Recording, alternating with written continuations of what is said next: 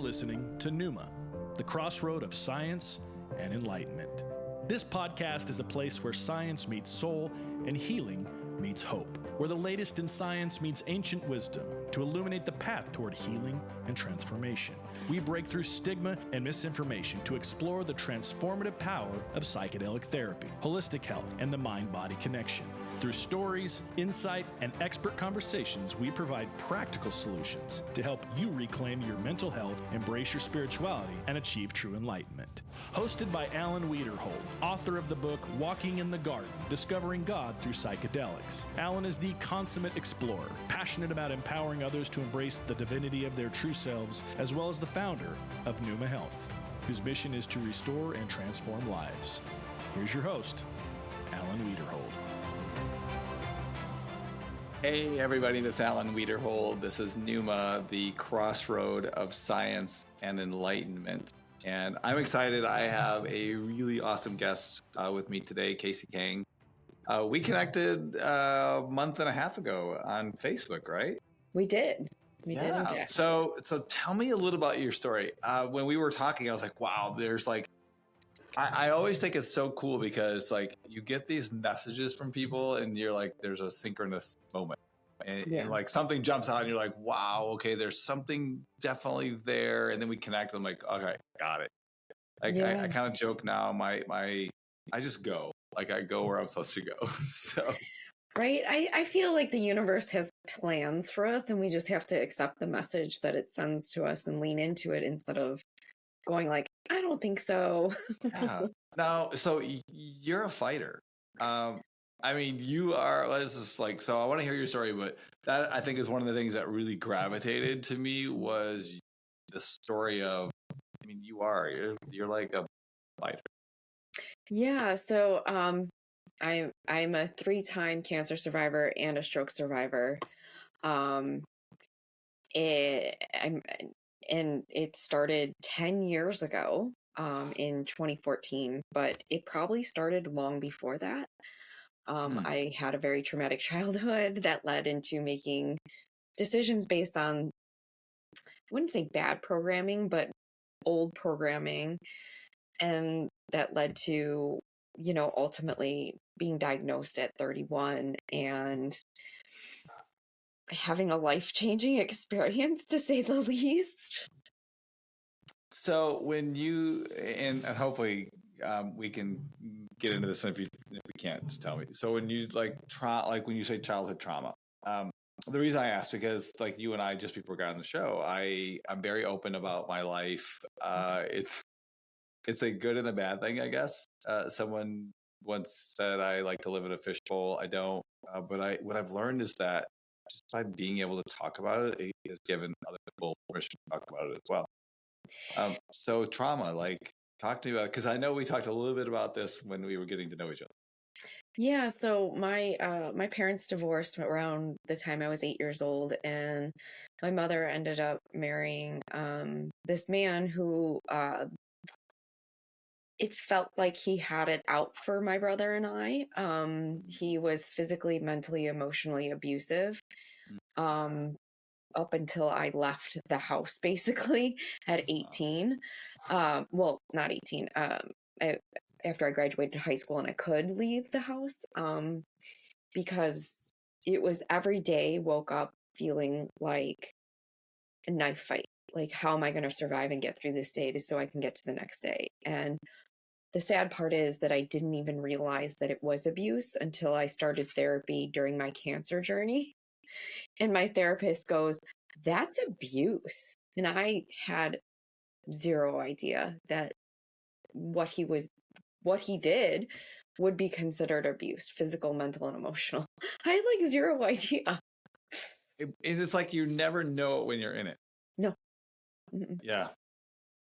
Right. So this, like, you held on to all of this. Like, did you ever tell anyone? No, honestly, I did not. My friends kind of knew what was going on, but they didn't know the full depth and scope of what he was doing. And my dad, I finally told my dad why I'll never speak to my mother again, which I have not spoken to her in over 20 years. I finally told him the truth a few years ago, and he just goes, I hope if I ever see her again. And I was like, it's not like it's over. It's fine. Like I'm okay. He had no idea because I was so terrified that if I told him what was going on, that I would lose him as a parent as well, and I'd have no one. So, we were talking about this before the show, and it's such a crazy thought process because I know that for me, my whole life I didn't tell anyone I was abused. So when I think it was like 4 years ago, like I had like here I'm like in my 50s and I had created all these goals and all these incredible things, and you accomplish all these things and then you're not happy. Like, and my wife, like who I met in college, she's like, I love you, but I'm not in love with you. You don't love yourself. Like there's something wrong. Yeah. And I remember we were doing this couples journal, and it was like, what's the biggest secret you've never told? And I just blurted it out. Like, I was sexually abused. And I remember she looked at me like that. It was like, never heard this before. And I'm like, I've never told anyone. But then you tell your parents, and then you kind of worried, like, what is their reaction going to be? Because I know, at least I could see it on their faces. It was guilt. It was all these questions of how could I have prevented it from happening? Probably a lot of what your dad might have been feeling. And in my psychedelic experience a year and a half ago, we were going to talk about this during the show. I actually relived it. I relived it 3 times. And I was in the room, I could see it, I could feel, I cried, I would say, I don't want to go back into that room. Please don't make me go. And then the 3rd time I was actually there and he was on the bed with me crying, and I was the one confronting him and I was forgiving him. Like, it was the strangest thing, like, because now he's telling me that it was done to him and I saw him in a different light. Yeah. And I didn't know what to do with that. So, I come home, and 6 weeks later, we were talking about this before the show. I was driving down the road and I hear this voice behind him. And I'm like, I'm not doing that. And I did. And I called him and I forgave him. And I just found out over the weekend that he died of a liver condition that my whole family has. And we'll talk about that in a second. So I'm Hispanic, and we have this gene thing. But you have some ancestral stuff that on top of that too. Yeah, so I'm half Japanese and half Dutch, Polish, and German. My dad is Japanese, and my grandmother was in a Japanese internment camp when she was a little girl.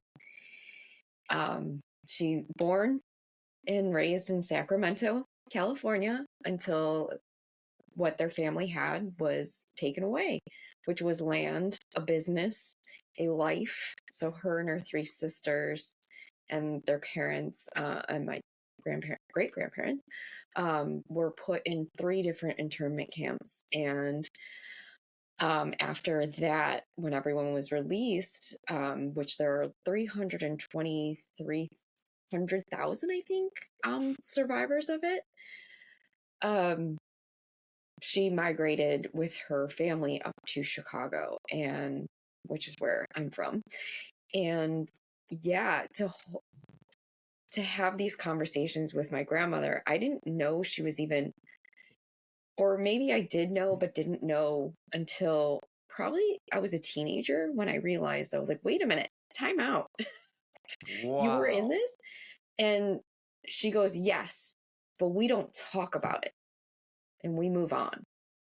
Like, she was a lockbox of secrets and trauma that she just held onto until the day she died. And I remember a few years before she died, which was, I think, about 2 years ago now. So like probably like 4 or 5 years ago, we're sitting at Christmas dinner, and I go, but our family doesn't talk about stuff like that, blah, blah, blah, like casually.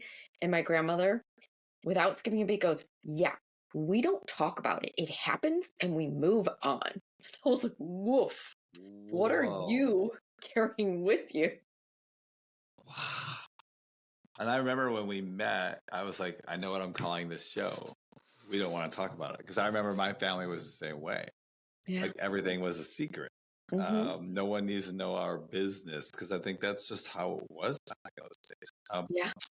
My dad was in Vietnam.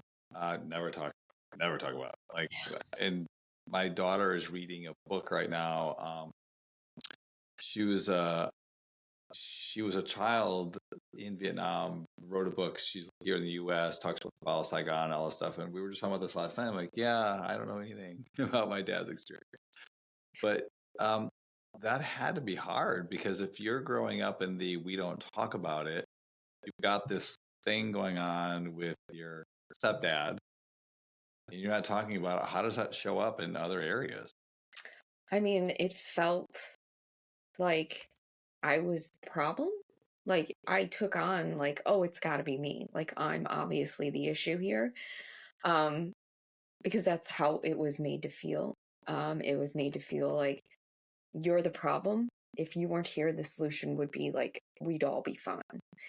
And so there's a lot of blame, a lot of shame, a lot of living in fear of like getting in trouble, or if I do tell someone, like what's going to happen because I'm not supposed to talk about it. And, you know, but yet put on this brave face and make it seem as though from the outside world, everything's okay in Copacetic. Got it all covered. Yep. And I'm like internally struggling to points that I was just questioning like life. Like, so now when you were diagnosed the first time, were you in a relationship? Were you married? You were. Yeah, I was married. We had been married for almost 2 years. At that point, we were together for 5, and it was extremely life-changing for both of us. And I when I was diagnosed initially, I was in the hospital. I go, you didn't sign up for this. I go, I would not blame you. I would not be mad at you if you didn't want to do this with me. You know, I gave him the out because I'm like, no one signed up for this. Like, he didn't take it though. He didn't take it. I offered it when I had my stroke. He didn't take it because then because we didn't know like how much I would gain back. They just kept saying we don't know. So I was like, you didn't sign up for like a half paralyzed person. So like if you don't want to participate, like I would argue you did, for better or worse. Like, right? But you don't know because you don't want to attack worse. So then the third time was after I relapsed the first time. And I said, really, you didn't sign up for this? Like, it's okay. I get like we're already on almost year 2. We're going on year 2. Like, you didn't sign up for this. I go, I didn't even sign up for this. And you know, and he goes, no. And I go, okay, then you're in. You're stuck for like the rest of the duration of it. Yeah. So there's no out anymore. Wow. That is so cool because I have heard so many. I mean, we talk about this too. My wife was like, you know, I don't love you. I love you. I'll always be in love with you. I mean, no, I will always love you, but I am not in love with you. Right. You don't love yourself. Right. But you need to go figure it out. And but she's never gonna leave. Like fortunately, I got to find myself. I think cool. Yeah. So, yeah, and I mean the second time was when it got really scary, and we had to write a letter of compassion to the FDA and drug manufacturer for compassionate care because I ran out of options, and they were like, well, I was told when I left the hospital, like, settle your affairs. And so I was like, wow, okay, this is real. Like, I planned a funeral. I had really hard conversations with people. And I, you know, there was like an inkling of like, this isn't how you die inside of me. Like, it was a weird feeling. I'm like, I planned all the things, I prepared for all the things, but I literally, there was like this knowing inside of me that was like, this isn't how you die. and I've asked other people who have been in similar situations, like, how did you feel? They're like the same. They're like, we just knew, like, I just knew it wasn't time yet. It's like a weird feeling that until you're there, you can't, words don't even make sense. So I've always heard people say to live your life in purpose, write your eulogy. Mm, But you did. You planned a funeral. I did. And you want to know what? Like, the things that I thought about weren't the vacations or the things that I had, like, physically. It was the life that wasn't going to be lived and finished. Huh. It was all the things that I couldn't get to do. Not regrets. It was what the life that wasn't going to get lived. So I heard a quote. I read a quote this morning, and I can't remember where I read it. It was something like, the only people who aren't going to remember that you worked weekends and nights are your family, or something like that. Like, I was like, wow, yeah, because I remember early days, like, career was like the most important thing, and then you kind of keep moving yeah. So tell me about that, because I know we've kind of talked about that. Yeah, so I mean, the same thing, like, people pleasing, high achiever, like, just trying to white knuckle through life. And, as a byproduct of the way I was raised, it was like the only attention I got was when I got the gold star or the award. And so I was like, oh, okay, so now I have to, like, achieve all these things to get the acknowledgement and the love that I'm desperate for. And so that led to working 50 hours a week. I had a 2+ hour daily commute.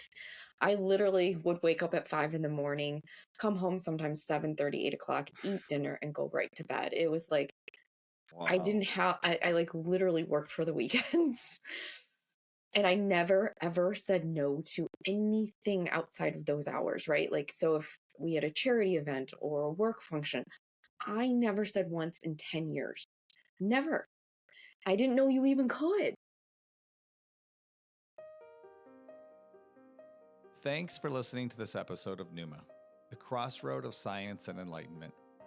We hope you're enjoying the deep dive into psychedelics, neuroplasticity, and the path to transformation. Before we continue, let's discuss recovery. After powerful experiences, your mind deserves more than just rest. It needs real support. That's where Neuma Hydrate comes in. Formulated with GABA, taurine, inositol, magnesium, and more, Neuma Hydrate is designed to help your brain recover faster and support neuroplasticity, giving you the clarity and the energy to fully embrace your journey. Fuel your recovery and elevate your mind with Neuma Hydrate. Check out neuma.health to learn more. Now, enjoy the rest of the episode. So you plan this funeral. You start to realize that things maybe are more important than what working 50 hours, 2-hour commutes. And so walk me through that transition. Like, how, like, because I know what mine looked like, and it's always kind of fascinating. And I love to read and I love statistics. 71% of people, executives and entrepreneurs who have a psychedelic or a meaningful life experience, end up chucking the old version of their lives out because they don't work anymore. So, and that statistic's probably spot on. That life didn't work for me anymore, and I was contemplating going back and going, like, I can come into the office again, but I want to work from home, right? Like, I'm ready to go back to work, but I want to work from home. And it took me 6 months to work up the courage to even ask for that, because I felt like they weren't going to say yes. yeah. And I mean, this was before COVID, so no one was working from home really, like they do now. And of course, it was the one point of contention we couldn't agree on. They still wanted me once a week in the office, sometimes twice a week. And I said, I don't think you guys quite understand then. I'm not ready to come back then in yet. And then instead of having a conversation again, they basically let me go, for lack of a better word. And it was devastating in that moment to be let go. But then at the same time, I was like, I could breathe again. And it gave me the permission that I needed to figure out what I wanted to do. Sometimes that's like the most scary time when, and it's always, I'm always like amazed that we have these fears, I guess, for lack of stories, it would probably be a better word, of how things are going to be. Like, we naturally gravitate to the worst possible thing that's going to happen. And oh my gosh. And it never really kind of works that way. And I've heard stories like, so we were building our house, and our interior decorator was in a really bad marriage, left in the middle of the night with 2 kids, and built this design company, like, because she had to. And you just meet these incredible people along the way who do these things because they have to. And so it's like your situation. Like, they're like, all right, hey, you're not going to stay here. And now you got to go. You have a decision. Right. Like, you can go work for someone else. So what happened? So what I realized in that time that we were going back and forth so much of like coming back to work, trying, like, what does that look like? I ended up sharing more organically on social media, like the struggle of it, like how the fear and the anxiety was debilitating, and how all of these things that I'd figured out like solutions for, like, okay, well, how do you actually rewire your nervous system so you're not always scared and afraid all the time, and consumed with the thought like, oh my god, my cancer is going to come back every single day. The more I shared, the more women were reaching out and going like, but how did you do it? And I was like, literally manually typing away on my little phone. And finally, like, I was like, this isn't efficient. And this is taking forever to explain what I've been doing. So I kind of like put it together, and I was like, I got an email, and then I put it together in a Word doc. And then after a while, more and more women, I was like, this isn't efficient either. Like, because I'm literally sending out manual emails. And I'm like, so then I was like, there's software out there. So I'm like, okay, let's like see if we can actually build it in a platform to like where I don't have to do all this manual work. And then that's kind of how it was born. And it was all just people wanting to know how I did what I did. And I was like, because I don't live in fear. I don't, I wouldn't, if I lived in fear, I'd still be working in corporate America, white knuckling life, right? Like 50 hours a week. Yeah. Yeah. And So, for what? For what? Like, just because so I can have money? And granted, like, I did not grow up with money at all. So, yeah. like, it was huge for me to achieve that success, to change the story, the narrative. I'm just thinking of like, what a transformation, because we don't talk about that. Right. And then you find yourself talking about that. Right. It's crazy. And so what does all this look like? First, I have so many questions. So how do you downregulate? Like, how does a person, if they have all this stuff going on, like, what did you put in your book or in your Word document? Like, how would I like not have to face those thoughts? So I mean, it's more than one thing. First of all, like, there's not a magic solution or pill that's just going to make it all better. Oh wait, I thought we could pill anything. Like, I wish. I swear I thought you could just take a pill for anything.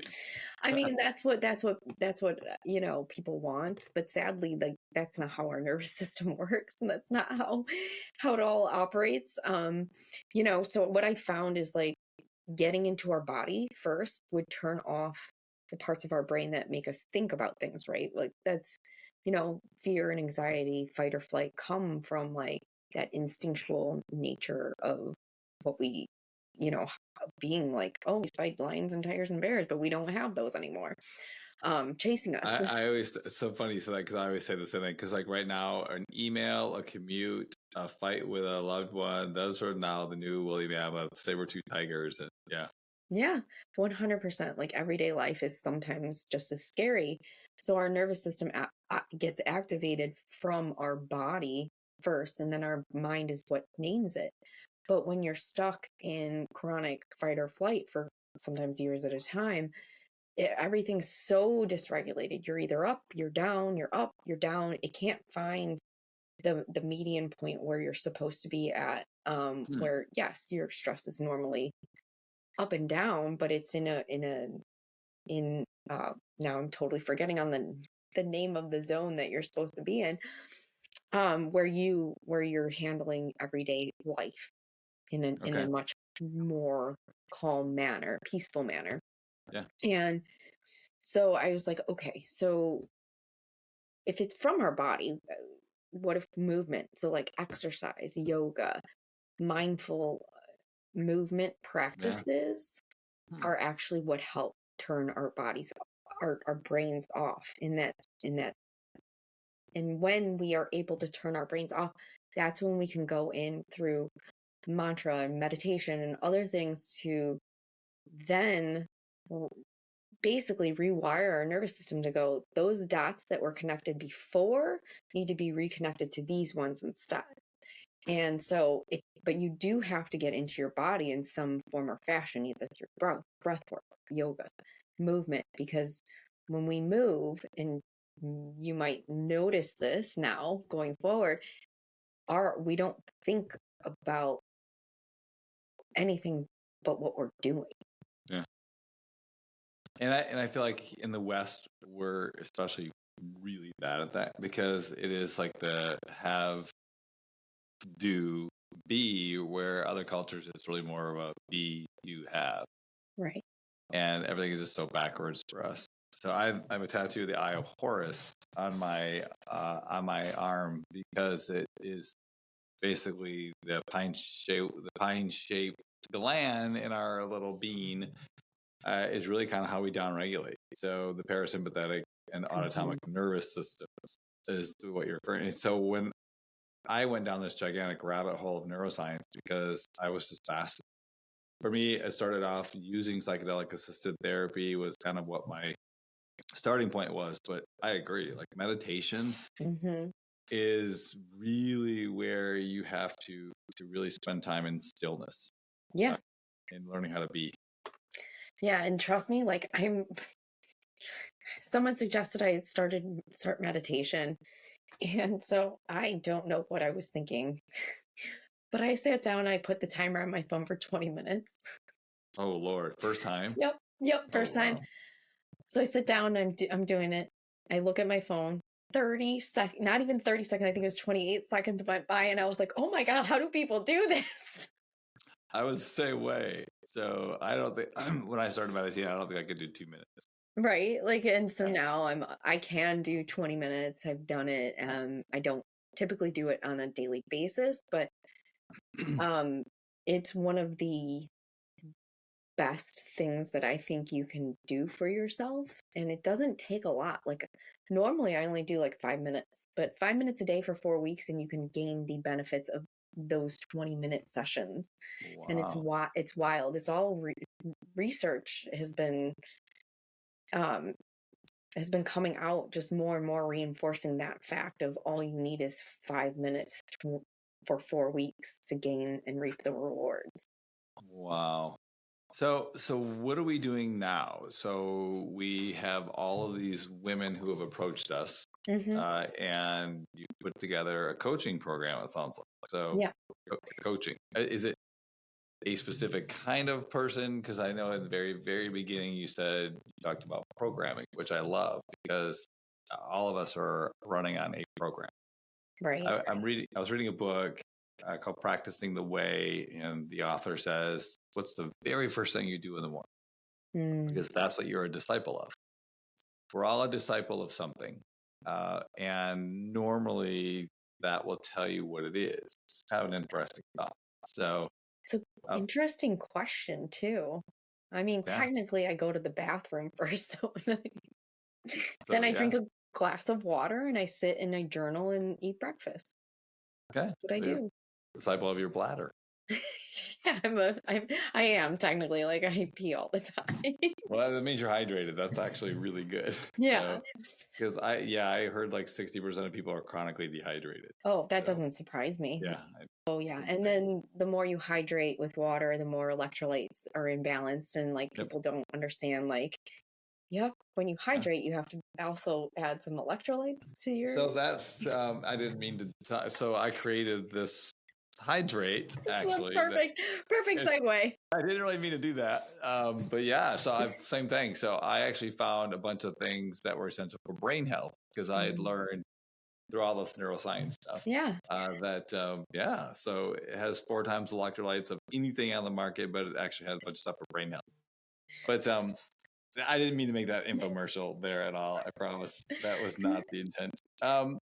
But are they cancer survivors? Are they programming people who are like just tired of the programming? Like, Yeah, so I work with women who are either fighting or survivors, and they're really struggling with that fear, that anxiety, but also like when you're in a precarious position where you're like, well, I'm always going to be on some form of drug to prevent this, or keep it stable, or maintenance meds, as I like to call them. How do I live with disease, right? So I work with everyone in every stage because everyone hits the breaking point where they're like, I need support and I need someone who understands what I'm going through.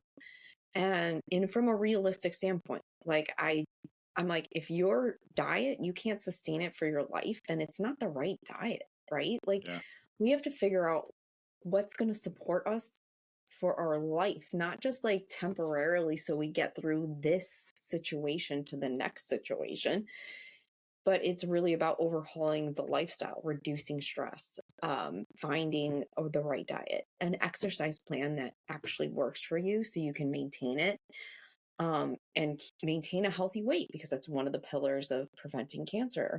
And everything's based on principles with me, because not one diet is ever going to work for everyone. Right. But if we can take the core beliefs and like, these are the cancer fighting foods that we need to incorporate more into our diet, you're going to get way further ahead than if you're just like, I'm so strict and rigid, and then you fail and like or give up or fatigue after like a year. Well, that's not going to support you forever. So I'm really about teaching women tools to live a healthier, happier lifestyle. And a lot of that does go back into the programming of perfectionists, all or nothing, people pleasers. Like, you're not prioritizing your own care when you just went through something so significant, and yet you still don't want to spend 20 minutes exercising for yourself to make yourself feel better. Like, it's like wild. So like those old programs need to be updated. We need and an it's so upgrade. funny because as you're saying it, I'm thinking a lot of the listeners will be like, that's not even a program. I just don't want to work out. But in reality, it is, because you're not even taking 20 minutes to do something for yourself. And you see that a lot with like wives and moms and women, where they put everyone else first, and like they like are the silent martyr. 100%. Or they don't feel like they're worth it or deserving because of after what they're putting their families through currently. And so it really is about shifting the narrative of like, do you realize like your kids would rather have you here and you taking care of yourself for 20 minutes than not have you at all? Like, what are you talking? And it's almost such a selfish way of thinking, because you don't think like that. You're just trying to survive the day or the hour, and you're not even thinking about the long term, because most of us don't have the opportunity to maybe create a funeral or to write a eulogy, or so I think it's so incredibly beautiful that, one, I love that you survived, because we get to have this conversation, but that you had to go through that experience, because I feel like if everyone, I'm not telling everyone that they need to go and die, but to almost have that experience, to be able to go back and look at the programming and just say, I need to write out what my eulogy, what is my purpose? Like, why do I okay, why am I here? What will the people who love me the most, what will they say about me when I'm gone? That's got to be And it matters. Like, I actually had a client probably like 6 months ago ask me and goes, "Are you happy you went through cancer?" And she like immediately was like, "That's not what I meant." I go, "I know what you mean." I go, you're asking me the question if I would have rather not gone through cancer and lived the life that I lived, or the life that I have now, even though I had to go through that. And I said 100%, I would rather be where I'm at, living the life I have now. And that was just my journey of what I had to go through to get there. And it sucked. And we all have a journey. And some of them are great, some of them not so great. Yeah, yours sucked, but man, you're like, I mean, just I'm learning just by talking and listening, and there are so many other people who will as well. So, what advice do you have for someone that you haven't even met? You kind of see them across the street. For general health or just life? Yeah, you see somebody, their head kind of down, looking at the ground, and you had an opportunity to walk over. And I guess where I see this is, my wife showed me this video. I'm not a big social media person. She showed me this video. There's this guy. He was standing in the middle of a street with a sign that says "Hugs, free hugs if you need it," and he had a blindfold on. And people were just walking up and hugging and crying and sharing like their deepest pain. And I feel like in a lot of ways that's what you're doing. Without having the sign or standing in the street or putting the blindfold on, just the vibe that I get is like, that's you. Like, you're approachable and you have a story and you can just feel that. I honestly would say, have you told the person or people in your life today that you've loved them? Like, Wow. and has anyone told you that they love you today? Like, that truly is all. The people in our lives are the only thing that matters. And I think I had to get to almost dying to figure that out. Because without people, we're nothing. Without our humans, we're nothing. Wow. How do we find you? On social media, it's at The Happier Hustle. You can find me on LinkedIn and Facebook, Casey Kang. We'll put the show notes. We'll put show notes in here as well on how to find Casey Kang. And this was amazing. Well, thank you so much for having me. No, you really like. I when we talked, like just we don't talk about it. That really resonated because I grew up with that, and I love that we are talking about it. Like, I love it. Thank you so much for your time today. This is Alan Wiederhold. This is Neuma, the Crossroad of Science and Enlightenment.